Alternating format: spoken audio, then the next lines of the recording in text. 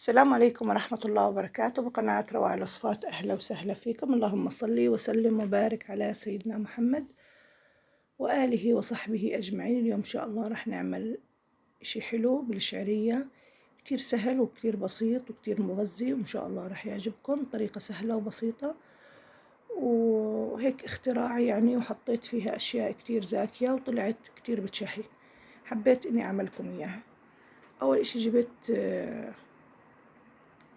يعني أي إشي، طنجرة، مقلى، اللي بدك إياه. حطيت فيه نتفة زيت قلي تقريبا 4-5 معالق، وحطيت كيس من الشعرية وبدي أحرك فيهم لحديت ما هيك يشقر عندي اللون. اللهم صل وسلم وبارك على سيدنا محمد وآله وصحبه أجمعين. اللهم صل وسلم وبارك على سيدنا محمد وآله وصحبه أجمعين. أول إشي بدنا نجيب كوبين من المي وكوبين من الحليب. الحليب بدي أحط عليه معلقتين من النشا.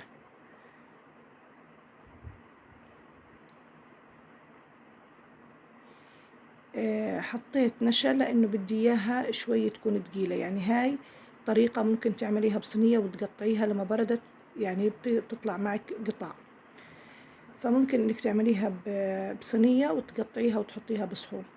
فعشان هيك حطيت عليها النشا. وبرضو بدي أضيف عليها هسه إضافة تانية، بس أخلص من تحريك الشعرية. ما بعطيها لون غامق كتير، بس إنه الكل حبات الشعرية تعطيني اللون الذهبي. أول إشي طبعا بنحط المي عشان تستوي معانا الشعرية. بنحط كوبين من المي، بنوطي عليها وبنغطيها وبنخليها لحديت ما تستوي معنا. لما تنشف ميتها هيك خلص عندي، حسيت الشعرية، حسيت يعني إنه مستوية. جبت طبعا السكر برجع لكم، بدكم إياه حلو أو مش حلو، هذا برجع لكم. أنا حطيت تقريبا فنجان على هاي الكمية. جبت كوبين الحليب، عليهم معلقتين من النشا، بدي أحط عليهم علبة قشطة. كتير كتير أعطتها طعم زاكي، طبعا قيمة غذائية وطعم زاكي. حركناهم منيح ودرناهم على الشعرية. طبعا زي ما حكيت لكم مستوية، فعشان هيك أنا حطيت معلقتين النشا، عشان مش راح تشرب كل المي تبعتها، مش راح تشرب كل الحليب، فالنشا بعطيها تقل والقشطة بتعطيها طعم وقيمة غذائية منيحة. ضلني أحرك فيها لحديت ما تتقل معاي. طبعا في هاي المرحلة ما بتركها لأنه فيها نشا، فبخاف إنها تكتل معي.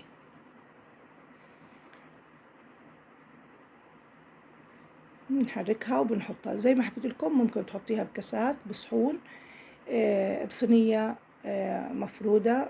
هذا برجع زي ما بتحب تقدميها، بتقدر إنك تقدميها.